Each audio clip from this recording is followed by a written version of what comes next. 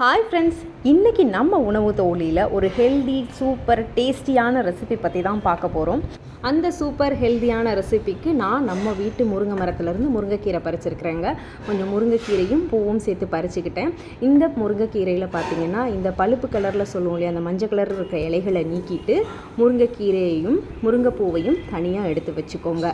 இந்த முருங்கை இலையை ஆஞ்சதுக்கப்புறமேட்டு அதனுடைய அந்த காம்புகள் இருக்கும் இல்லையா, அந்த காம்புகள் எல்லாத்தையுமே நம்ம சூப்புக்கு யூஸ் பண்ணுறதுனாலும் யூஸ் பண்ணிக்கலாம். அப்படி இல்லைன்னா நம்ம வீட்டில் உள்ள மரங்களுக்கு உரமாக போட்டுக்கலாம். க்ளீன் பண்ணி வச்ச முருங்கைக்கீரையை நல்லா வாஷ் பண்ணிக்கோங்க. வாஷ் பண்ணி தனியாக எடுத்து வச்சுட்டு ஒரு கைப்பிடி அளவு வெங்காயமும் ஒரு பச்சை மிளகாயும் தனியாக கட் பண்ணி வச்சுக்கோங்க. இப்போ இந்த வெங்காயம், பச்சை மிளகாய், முருங்கைக்கீரை எல்லாத்தையுமே தாளிக்கணுங்க.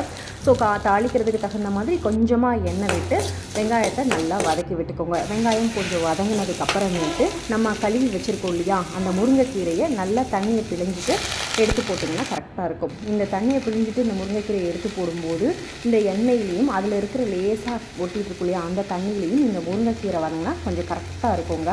ஸோ லேசாக தான் வதக்கிக்கணும். இந்த பச்சை கலர் நிறம் மாறாத மாதிரி வதக்கிக்கோங்க. கொஞ்சமாக உப்பு சேர்த்துக்கோங்க.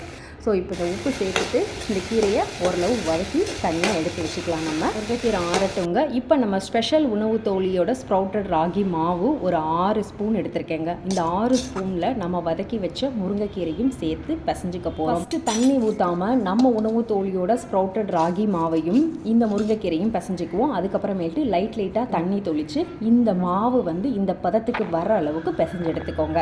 இந்த பக்குவத்துக்கு வந்ததுக்கப்புறமேட்டு மாவை ஒரு மூடி போட்டு நல்லா மூடி வச்சுருங்க. ஒரு 10 நிமிஷத்துலேருந்து 15 நிமிஷம் இந்த முருங்கைக்கீரை, வெங்காயம், பச்சை மிளகா, நம்ம சேர்த்துருக்க உப்பு, இது எல்லாமே இந்த மாவோட நல்லா கலந்து வரணுங்க.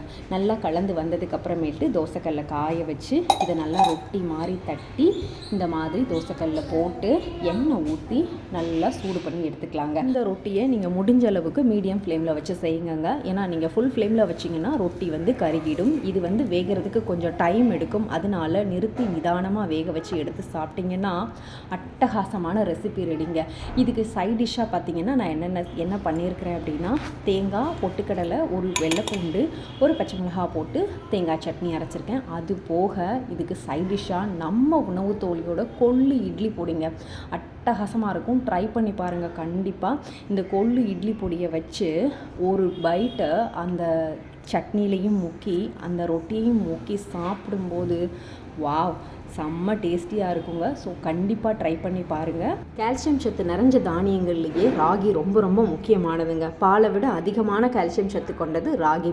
ஏற்கனவே அதில் இருக்கிற கால்சியம் சத்தை இன்னும் அதிகரிக்கணும் அப்படின்ற ஒரே நோக்கத்தோடு தான் உணவு தொழிலில் பார்த்தீங்கன்னா இந்த ராகியவே முளைக்கட்டி நம்ம அதை நிழலில் காய வச்சு வெயிலில் காய வச்சு வறுத்து நம்ம பவுடராக திரிச்சு கொடுக்குறோங்க. உணவு தோழியோட ராகி மாவோட நீங்கள் முருங்கைக்கீரையும் சேர்த்து இந்த ரெசிபியை செஞ்சு சாப்பிடும்போது உங்களுக்கு கால்சியம் சத்து, இரும்பு சத்து, நார் சத்து, எல்லா விதமான சத்துக்களும் கண்டிப்பாக கிடைக்கும். ஸோ மிஸ் பண்ணிடாமல் இந்த ரெசிபியை ட்ரை பண்ணி பாருங்கள். உங்கள் ஊரில் இந்த ரெசிபிக்கு என்ன பேர் சொல்லி கூப்பிடுவீங்கன்றதையும் கமெண்ட்டில் சொல்லுங்கள். இதே மாதிரி ஹெல்தியான ரெசிபிஸ் பற்றி தெரிஞ்சுக்கிறதுக்கு நம்ம உணவு தோழி பேஜை சப்ஸ்கிரைப் பண்ணுங்கள். உங்கள் ஃப்ரெண்ட்ஸ் அண்ட் ஃபேமிலி மெம்பர்ஸோட ஷேர் பண்ணுங்கள், லைக் பண்ணுங்கள், கமெண்ட் பண்ணுங்கள். மீண்டும் ஒரு வீடியோவோடு சந்திக்கிறேன். இதுவரை ஸ்டே டியூன்ட்.